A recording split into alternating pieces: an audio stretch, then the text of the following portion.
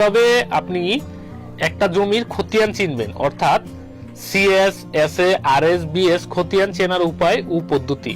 তো চলুন আমাদের ভিডিওটা শুরু করি। বাংলাদেশের জায়গা জমি নিয়ে এ পর্যন্ত বেশ কয়েকটি জরিপ হয়েছে, যেগুলো আপনার বিভিন্ন নামে নামকরণ করা হয়েছে। তো এ পর্যন্ত যতগুলো জরিপ হয়েছে ওইগুলোর মধ্যে অন্যতম সিএস, এসএ, আরএস, সিটি জরিপ এবং বিআরএস জরিপ।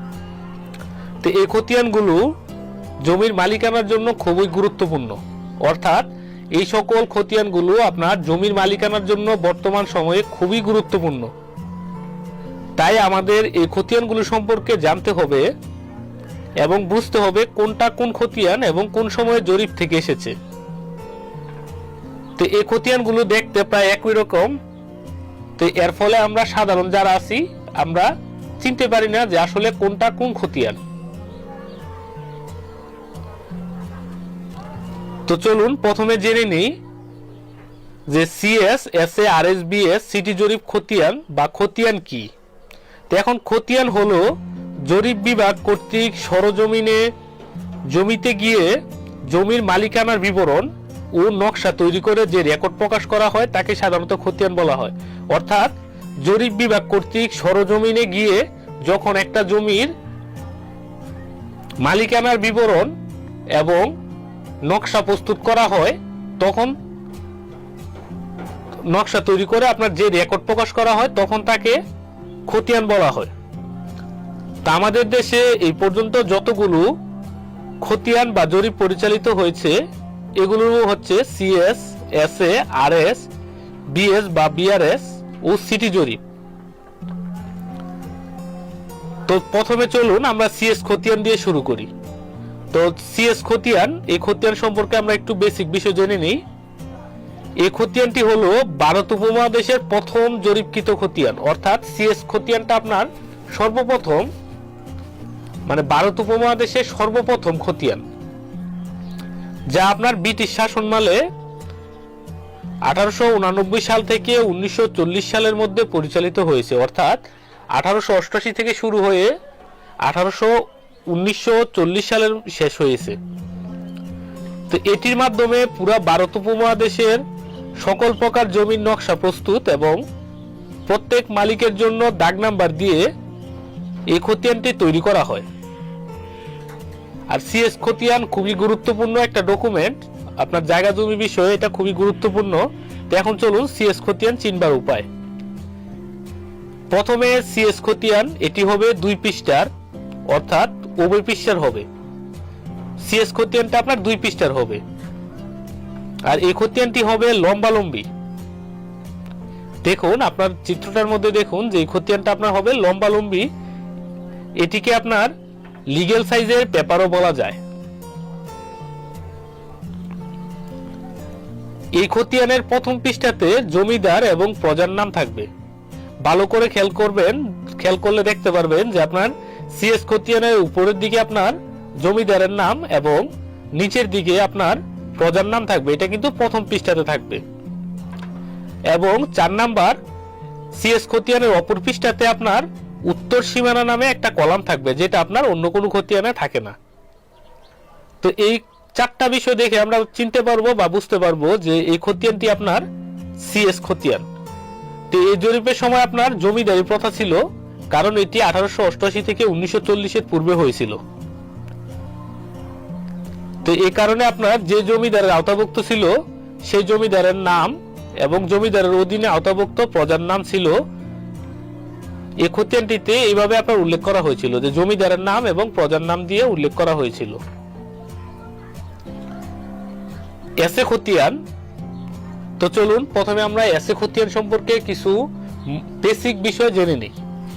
এই খতিয়ানটি হলো পাকিস্তান শাসনামলে জরিপকৃত খতিয়ান, অর্থাৎ 1947 সালে যখন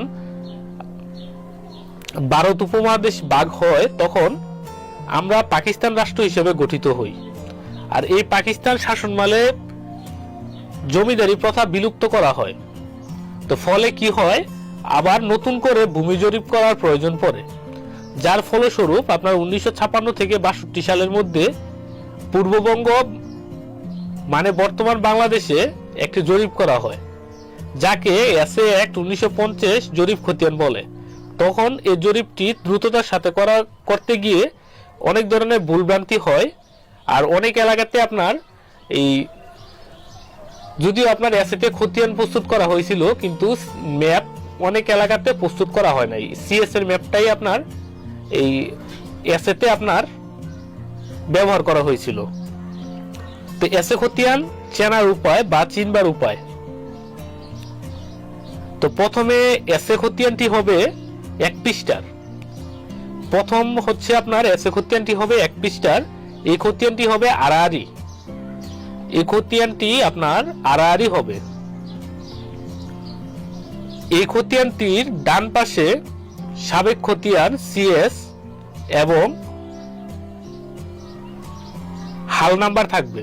অর্থাৎ এই খতিয়ানের আপনার প্রথম দিকে আপনার দেখবেন যে সাবেক খতিয়ান সিএস এবং হাল নাম্বার থাকবে। যে সাবেক বলতে আপনার সিএস এর খতিয়ান নাম্বার দেওয়া থাকবে, হাল নাম্বার বলতে আপনার বর্তমান যে এসএ খতিয়ান আছে এটার দেওয়া থাকবে। আর 4 নাম্বার হচ্ছে এটার মধ্যে রেসার্ভে বা রেসা নং লেখা থাকবে না।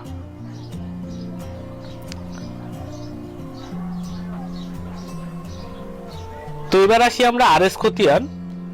তো এই জরিপটি করার মূল কারণ হচ্ছে এসএ জরিপ খতিয়ানে ভুলভ্রান্তি থাকার কারণে এই জরিপে আপনার জমি মালিক ও দখলদারের তথ্য নিয়ে সম্পন্ন করা হয়।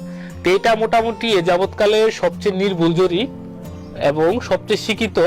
আর ম্যাক্সিমাম ক্ষেত্রে আপনার জায়গা জমি নিয়ে মীমাংসা বা বিরোধ দেখা দিলে ম্যাক্সিমাম ক্ষেত্রে আপনার আরএস এর উপরই আপনার সবচেয়ে বেশি নির্ভর করা লাগে।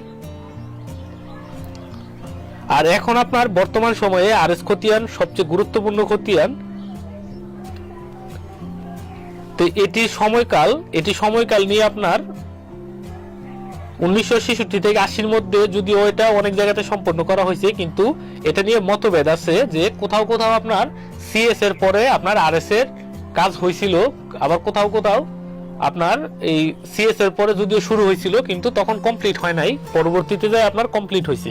কিন্তু মোটামুটি এটা আপনি সময়কাল যদি ধরেন যে 1966 থেকে 80-র মধ্যে মোটামুটি সারা বাংলাদেশের অনেক জায়গাতে আপনার সম্পন্ন করা হয়েছে, কিন্তু কিছু কিছু এলাকায় আপনার এখনো চলমান আছে। তো চলুন এবার আরএস খতিয়ান চিনবার উপায় জেনে নিই। তো প্রথমে আরএস খতিয়ানটি আপনার 2 পৃষ্ঠার হয়ে থাকে এবং এটা হাতে লেখা থাকে। এই খতিয়ানটি হবে লম্বালম্বি। এই খতিয়ানটি অনেকটা সিএস এর অনুরূপ লম্বালম্বি হবে। আপনারা ইংরেজিতে লিগ্যাল সাইজের পেপারও বলতে পারেন। এই খতিয়ানটির একদম উপরে ডান পাশে লেখা থাকবে রেসার্ভে নং, যা এই খতিয়ানটি চেনার একদম সহজ উপায়।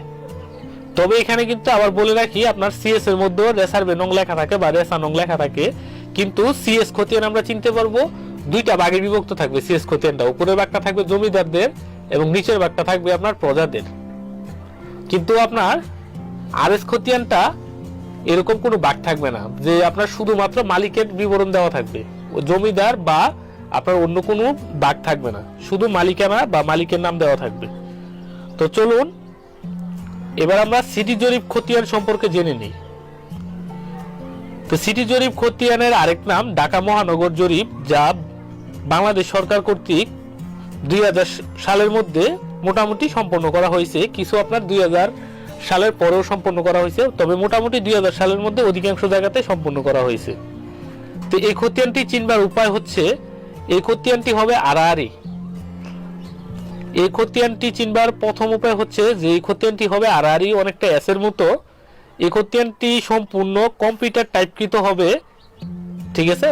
তো এই খতিয়ানটি আপনার এই সম্পূর্ণ কম্পিউটার টাইপ, তবে বর্তমানে আপনার অধিকাংশ খতিয়ানই কিন্তু আপনার কম্পিউটার টাইপ থাকে। তো এই ক্ষেত্রে এটা দিয়ে আপনার চেনার তেমন কোনো উপায় নাই। তবে 3 নাম্বার যেটা সবচেয়ে গুরুত্বপূর্ণ, খতিয়ানে সিটি জরিপের সিল দেয়া থাকে, ঠিক আছে। খতিয়ানের মধ্যে আপনার সিটি জরিপের সিল দেয়া থাকে, যেটা আপনার এটার মাধ্যমে আমরা চিনতে পারবো যে এটা আপনার সিটি জরিপ খতিয়ান।